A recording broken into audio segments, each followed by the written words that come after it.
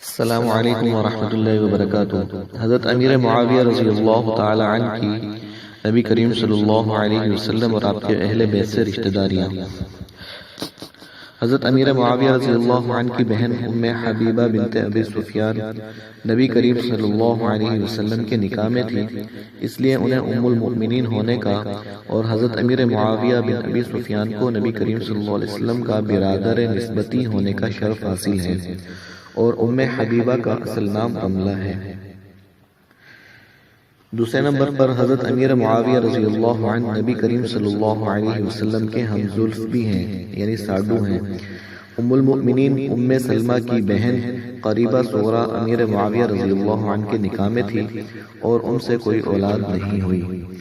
تیسرے نمبر پر حضرت امیر معاویہ رضی اللہ عنہ کی بہن ہند بنت ابی سفیان بن حرب حضرت علی کے چچا زاد بھائیوں کی اولاد میں سے حارث بن نوفل بن حارث بن عبد المطلب بن ہاشم کے نکاح میں تھی، اور اس سے اولاد بھی ہوئی، ایک بیٹے کا نام محمد تھا۔ چوتھے نمبر پر حضرت سیدنا حسین رضی اللہ تعالی عنہ کے لڑکے علی رضی اللہ عنہ شہید کربلا کی ماں لیلہ بنت ابی مرہ بن مروہ بن مسعود ثقفی ہیں، اور لیلہ کی ماں میمونہ بنت ابی سفیان بن حرب ہے جو امیر معاویہ کی بہن ہے۔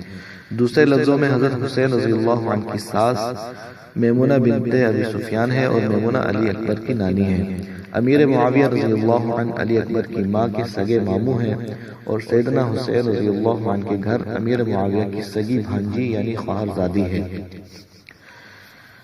پانچویں نمبر پر حضرت علی رضی اللہ تعالی عنہ کے چچا عباس بن عبد المطلب کی پوتی لبابہ بنت عبید اللہ بن عباس حضرت امیر معاویہ رضی اللہ عنہ کے بھتیجے ولید بن عتبہ بن ابی سفیان کے نکاح میں تھی۔ چھٹے نمبر پر حضرت جعفر طیار کی پوتی رملہ بنت محمد نے پہلے سلیمان بن ہشام بن عبد الملک سے نکاح کیا، اور اس کے بعد امیر معاویہ رضی اللہ عنہ کے بھتیجے کے لڑکے ابو القاسم کے ساتھ نکاح کیا۔ اس سے معلوم یہ ہوتا ہے کہ خاندان امیر معاویہ اور بنی ہاشم قریب ترین رشتہ دار ہیں، اس لیے انہیں کسی صورت میں بھی برا بھلا کہنا روا نہیں۔ اگر ان دونوں میں سے کسی ایک خاندان کو برا بھلا کہا جائے گا تو گویا دوسرے خاندان کو برا بھلا کہنے کے مترادف ہوگا، اور ایک رشتہ دار کو برا کہنے سے دوسرا قریبی متاثر ہوگا۔ دوسری چیز یہ ظاہر ہو رہی کہ ان خاندانوں کے درمیان قبائلی عصبیت اور نسلی تعصب بالکل نہیں تھا۔ اسلام کے بعد عصبیتیں اور دھڑے بندیاں ختم ہو گئی۔ حضرت عثمان رضی اللہ عنہ کے دور میں پھر سے قبائلی تعصبات کے کر آنے کا نظریہ بالکل واقعات کے خلاف ہے، اور خاص اختراعی اور جعلی ہے، جس کو بڑی کوشش سے تصنیف فرمایا گیا۔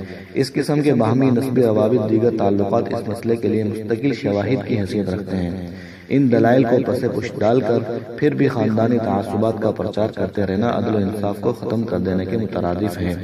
اللہ تعالی مسلمانوں کو اپنے اکابرین کے ساتھ حسن عقیدت نصیب فرمائے جو آخرت میں کام آئے گی، اور ان کے ساتھ ضد اور عناد اور نفرت سے محفوظ فرمائے جو قیامت میں نقصان دہ ثابت ہوگی۔ السلام علیکم ورحمۃ اللہ وبرکاتہ۔